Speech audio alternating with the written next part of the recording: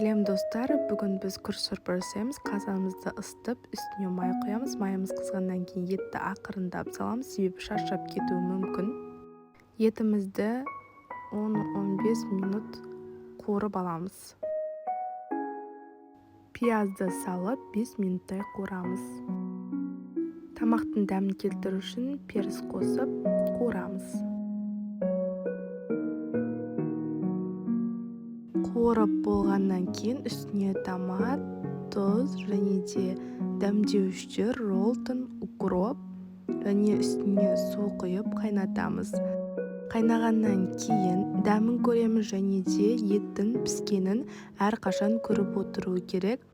Мінекей қайнады.